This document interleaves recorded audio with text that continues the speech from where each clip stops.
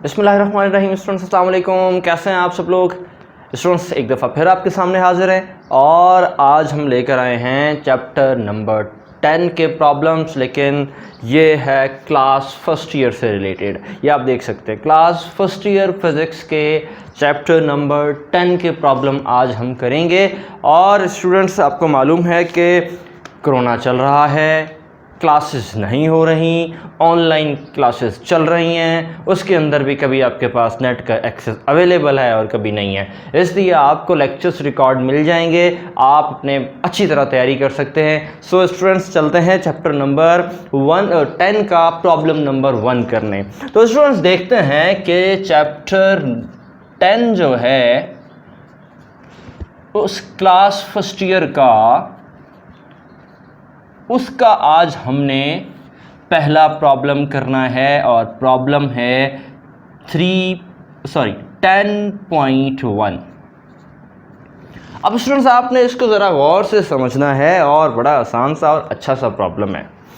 अच्छा, इसके बाद ये हमसे कहता क्या है, देखते हैं प्रॉब्लम क्या कहता है। पहले तो इसने ये कहा कि एन ऑब्जेक्ट 4 सेंटीमीटर टॉल, कहता है कि एक ऑब्जेक्ट है जो कि 4 सेंटीमीटर टॉल है, is place near the axis of thin converging lens.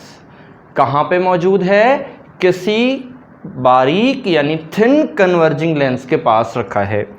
If the focal length of the lens is 25 centimetre, अगर उस लेंथ की फोकल लेंथ जो है वो 25 सेंटीमीटर है, तो where will be the image be formed and what will be the size of the image. यानी कि आपसे ये कहता है कि कहाँ आपका इमेज बनेगा और कितने साइज का बनेगा। उसके बाद कहता है कि sketch the principal ray diagram. अब एक आखिरी वाली जो बात है वो बड़ी अजीब सी है, कहता है प्रिंसिपल रे डायग्राम आप बना कर दें।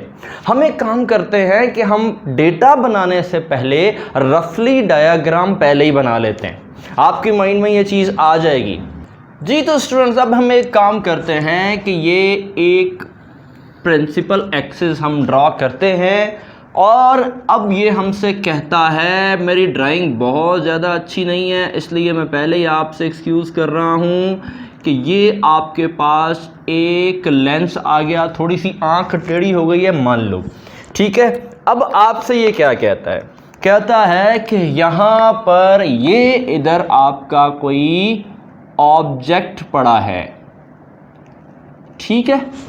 ये क्या पड़ा है, आपके पास ऑब्जेक्ट पड़ा है और इसकी कितनी हाइट है हम ज़रा देख लेते हैं। स्टूडेंट्स ये कहता है 4 सेंटीमीटर का ये ऑब्जेक्ट है, यानी कि इसकी जो हाइट है वो है 4 सेंटीमीटर की इसकी हाइट है। अब आगे चले, कहता है कि अब अगर इसकी फोकल लेंथ 25 सेंटीमीटर है, यानी कि यहाँ पे कोई ना कोई इसका फोकल पॉइंट होगा। मानते हैं कि ये है इसका फोकल पॉइंट, ठीक है जी। ये जो इसका फोकल पॉइंट है, यानी कि हम एक काम ये करते हैं कि मान लेते हैं कि यहाँ से लेकर इस सेंटर तक का जो डिस्टेंस है वो कितना डिस्टेंस है, 25 सेंटीमीटर, यानी फोकल लेंथ कितनी है, 25 सेंटीमीटर। सुनो, ये बात भी क्लियर हो गई। अब ये क्या कहता है, अब ये कहता है कि थोड़ा और पढ़ते हैं, where will be the image be formed and the sketch diagram हम बनाएं। अब कहता है कि इमेज कहाँ बनेगा। हम एक काम कर लेते हैं कि शायद हम अभी ये बताएंगे कि ये स्केच डायग्राम के मुताबिक आपका फॉर एग्जांपल ये देखें, ये एक रे यहाँ से ऐसे जाएगी और दूसरी रे यहाँ से ऑप्टिकल सेंटर पे जाएगी, ठीक है जी। अब क्या कहेगा, ये कहता है कि ये जो रे यहाँ से पैरेलल जाएगी वो रे यहाँ फोकल पॉइंट पे जाके मिल जाएगी। तो क्या होने वाला है, होने वाला ये है कि यहाँ से ये रे जब इधर जाएगी तो फोकल पॉइंट से होती हुई गुजरेगी। और इसी तरह ये जो स्ट्रेट रे है ये बेंड नहीं करेगी, बल्कि इस तरह सीधी जाकर किसी ना किसी पॉइंट पे जाके इसके साथ मिल जाएगी। और स्टूडेंट्स आपको ये बात मालूम है कि जहां पर दोनों रेज मिल जाती हैं हम कहते हैं कि यहां पर आपके पास इमेज फॉर्म हुआ है। अब हमें बताना क्या है स्टूडेंट्स, हमसे कहता है कि ये डिस्टेंस तो 4 सेंटीमीटर है और ये डिस्टेंस यानी फोकल लेंथ आपके पास 25 सेंटीमीटर है। और लाजमी बात है स्टूडेंट्स, अब ये हमसे पूछ रहा है कि ये वाला डिस्टेंस बताएं, यानी कि आपका इमेज कहाँ फॉर्म हुआ, यानी क्यू आपने बताना है, जिसको क्या कहा जाता है, डिस्टेंस ऑफ द इमेज। ठीक है जी, यानी कि ये हमने पार्टीशन इसको कर देते हैं, यहां तक हमारा फोकल लेंथ था और इस तरफ अगर आते हैं तो हमें क्यू बताना है। एक चीज और भी पूछता है, कहता है कि what will be the size of the image. Students एक बात बताओ, टॉल लिखा हो, साइज ऑफ द इमेज लिखा हो, या फिर आपके पास कोई और टर्म हो, साइज ऑफ इमेज हो या साइज ऑफ ऑब्जेक्ट हो, आपको मैं पढ़ा चुका हूं, हम अपने लेक्चर्स में डिस्कस कर चुके हैं कि उसको हम अब हाइट से लिखते हैं। तो अब हम यहां पे क्या लिखने वाले हैं, ये बताना है कि हाइट ऑफ द इमेज कितना है, जो कि हमें नहीं पता। यहां पे Q की वैल्यू कितनी है ये भी हमें नहीं पता। ठीक है, और एक बात और स्टूडेंट्स, इस प्रॉब्लम में एक मिस्टेक है। सोच रहे होंगे कि प्रॉब्लम में ही मिस्टेक निकाल दी सर ने। ऑफ कोर्स इस प्रॉब्लम में एक प्रिंटिंग मिस्टेक है, याद रखिएगा। वो क्या, इसमें हमें P तो बताया ही नहीं है, Q मांगा है, फोकल लेंथ दे दी है, लेकिन P यानी डिस्टेंस ऑफ द ऑब्जेक्ट उसने हमें बताया ही नहीं है। इसका मतलब उसकी वैल्यू ऑलरेडी है। तो अकॉर्डिंग टू दी सॉल्यूशन जो इसकी वैल्यू बनेगी, यानी कि कहां से लेकर कहां तक का डिस्टेंस, आपके पास ये जो कंप्लीट डिस्टेंस है इधर से लेकर इस सेंटर तक का डिस्टेंस जिसे P कहते हैं, ये होगा 33.33। स्टूडेंट्स ये हमने यानी कि सीनियर टीचर्स ने खुद इस पर मेहनत करके इसको फाइंड किया कि इसकी वैल्यू इस प्रॉब्लम के आंसर के मुताबिक क्या होनी चाहिए। स्टूडेंट्स जो चीज उन्होंने आखिर में कही थी वो हमने पहले बना ली है। क्या उसने कहा था कि प्रिंसिपल रे डायग्राम आप बनाकर दें, और वो हमने बना लिया। अब हम सॉल्व करते हैं और इस प्रिंसिपल रे डायग्राम को देखकर पहले तो बनाते हैं स्टूडेंट्स अपना डेटा। अगर आप डेटा बनाने जाएंगे तो देखें कि सबसे पहले इसमें क्या आता है, कहता है कि एन ऑब्जेक्ट इज, अब इधर छोड़ दें, अब हम प्रॉब्लम नहीं पढ़ते, अब आप इधर देखें, ये जो हाइट है यानी ये टॉल बताया है, हम इसे कहते हैं कि ये हाइट ऑफ द ऑब्जेक्ट है। तो इसका मतलब यहां से शुरू हो जाएं तो आपके पास हाइट ऑफ द ऑब्जेक्ट जो है ये कहता है 4 सेंटीमीटर है। स्टूडेंट्स इसी तरह अब अगर हम हाइट ऑफ द इमेज की बात कर लें तो हाइट ऑफ द इमेज जो है वो आपका मालूम करना है। इसी तरह यहां पर देखते हैं तो डिस्टेंस ऑफ द ऑब्जेक्ट यानी P जो है, जो कि बुक में प्रिंटेड नहीं है, हमने खुद से लिखा है, मैं दोबारा बता रहा हूं 33.33 सेंटीमीटर है। स्टूडेंट्स फोकल लेंथ की वैल्यू भी आपको पता है वो कितनी है, वो है 25 सेंटीमीटर, ये भी हमने फाइंड कर ली है। और यहां पर हमसे पूछ रहा है डिस्टेंस ऑफ द इमेज बताएं, यानी कि इमेज का डिस्टेंस क्या है जो कि हमने फाइंड करना है। तो स्टूडेंट्स डेटा तो आपके पास बन गया, अब हम आते हैं अपने सॉल्यूशन की तरफ।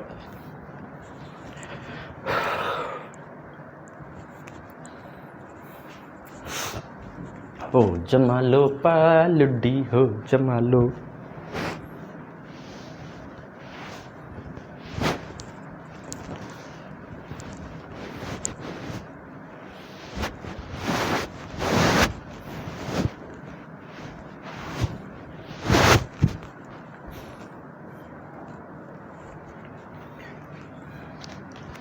जी तो स्टूडेंट्स अब आ जाते हैं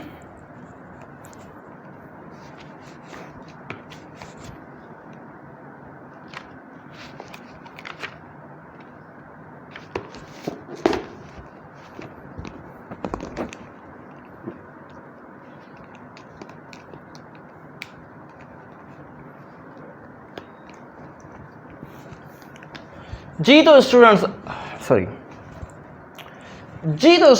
अब आ जाते हैं अपने सॉल्यूशन की तरफ, और सॉल्यूशन क्या है वो यहाँ से स्टार्ट करते हैं।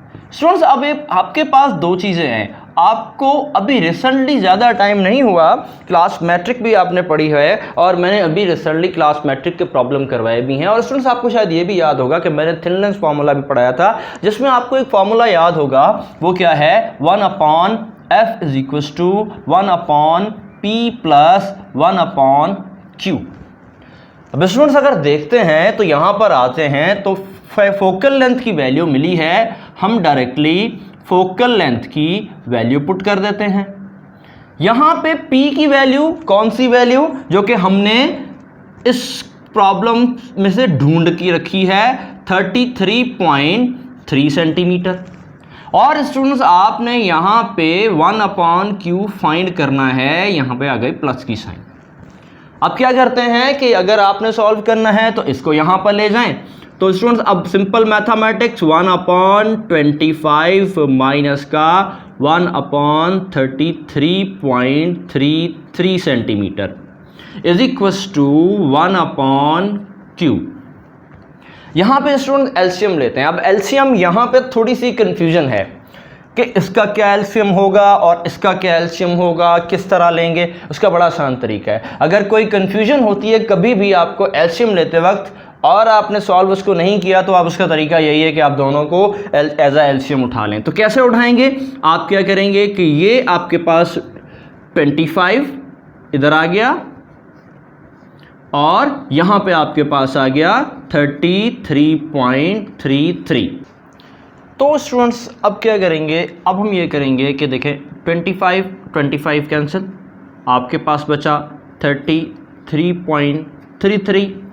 अब दूसरे नंबर पे 33 से कैंसिल, बाकी बचा आपके पास 25। स्टूडेंट्स देख सकते हैं कि ये वैल्यू आपकी माइनस हो जाएगी, तो अब आपके पास जो वैल्यू बचेगी वो बचेगी 8.33 डिवाइडेड बाय 833.25। इन दोनों को मल्टीप्लाई करेंगे तो इसका आंसर आएगा क्या, 833.25 is equals to 1/q। Students अगर हम इसको रीअरेंज करें तो क्या होगा, देख सकते हैं कि इस वैल्यू को इधर ले जाएंगे और ये वैल्यू हमारे पास इधर आ जाएगी। तो ये आपके पास कुछ ऐसे बनेगा कि q इज इक्वल्स टू, यानी कि मैं अब आपको पूरा समझाऊं कैसे होता है, कि q यहाँ पर आएगा और 8.3 यहाँ पे चला जाएगा, उसके बाद 1 यहाँ पर आएगा और 833.25 दूसरी तरफ चला जाएगा। तो ये आपके पास इस तरह आ गया। अब स्टूडेंट्स क्या करेंगे कि ये आपके पास वैल्यू जो आएगी वो क्या आएगी कि q, ये 1 तो ख़त्म हो जाएगा क्योंकि ये डिवाइड है। अब जो q आपके पास बचेगा वो कितना बचेगा, q is equals to 100 centimetre.